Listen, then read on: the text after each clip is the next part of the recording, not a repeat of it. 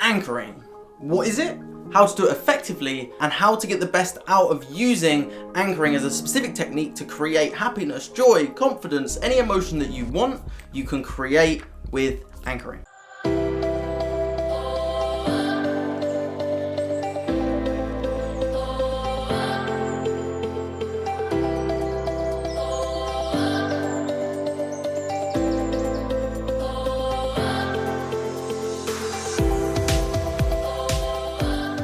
Welcome back to another video. I'm Max Hindle I. I help entrepreneurs reprogram their life, rewire their minds for happiness, success, abundance, filled with confidence.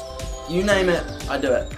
And before we get started, make sure you hit that subscribe button and that bell icon so that you get notified whenever I post. But other than that, let's get into the anchoring video. So there's multiple ways that you can use anchoring. Anchoring can be used in a situation, in like a location, like a place that you go to, a physical place. For example, when you walk into the toilet, you may need the toilet a little bit more than you did when you were outside the toilet.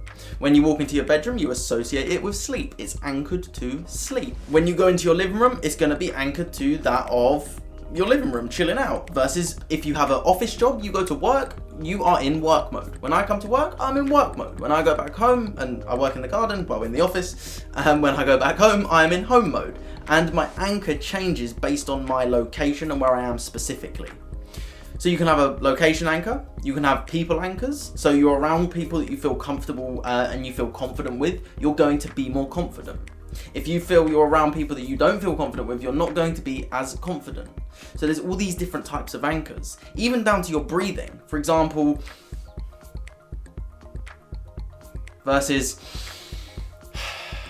your posture, your physiology, alongside your breathing can anchor in that state of confidence. And the science does actually prove this. When you do stand up straight, when you open up your chest, when you breathe deeper, you can release more testosterone into your body, creating more confidence. But this video is mainly going to be about touching anchors, because when we use touching anchors, for example, squeezing your fingers, putting your hand on your shoulder, squeezing your fist, tugging on your ear, all these different types of things, even down to pressing a knuckle, can anchor in an emotion that you want to feel. Now, anchoring works very quickly. The goal to use anchoring is to keep it up. And if you go back to Pavlov's dogs, the experiment that he did with dogs, whenever he rang a bell, he put the food down and the dogs would start salivating. Eventually, he just had to ring the bell and the dogs would start salivating because they associated the ring of the bell to food. So if a dog can associate a ring of a bell to food, you can associate pressing a knuckle, pulling your ear, touching your nose, it doesn't matter, touching your toes, to a specific emotion or feeling that can actually bring up that of the salivation, which would be you standing confidently, you feeling peaceful, depending on the anchor that you want to anchor in through your sessions. And the goal with anchoring is to go from your undesired state to your desired state. From shy and unconfident to happy and confident by just pressing the knuckle. Press the knuckle, you get the emotion. And it really is literally like a trigger of a gun. When you pull the trigger, let's use this as the trigger. I use it this way. When you pull that trigger, it shoots. It shoots. Jabba gun noises. It shoots. Reason being is you're allowing the trigger to elicit the emotion, to bring out the powerful and empowering emotion. Because that's all an anchor is. It's association to something that brings you the desired state. The association to pressing your knuckle, for me, brings me confidence in my ability. That's what it does. Whenever I do this, I will always press that knuckle. If I'm ever wanting that affirmation, that confirmation from myself, I'll press that knuckle, which brings up that emotion in me.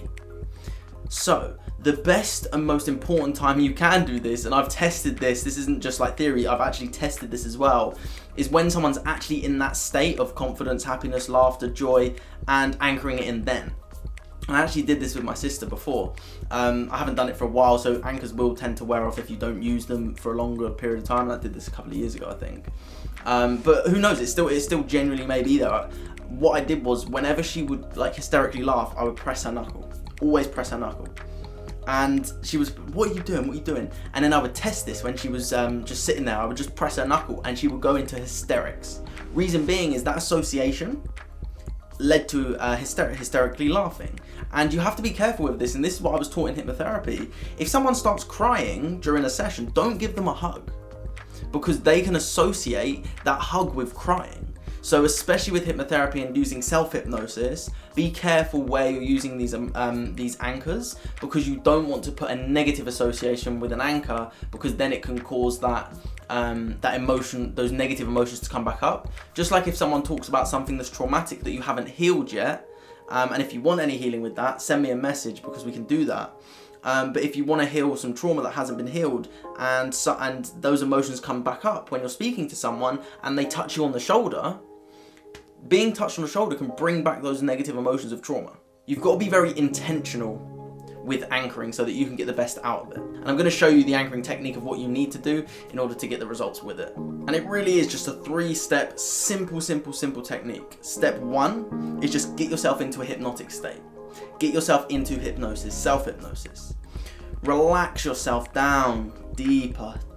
Feel all your body, your limbs relaxing, every muscle, nerve and fibre of your body relaxing now. And when you begin to relax, you'll feel yourself, and you'll know when you're in hypnosis. You'll allow yourself to be in that hypnosis.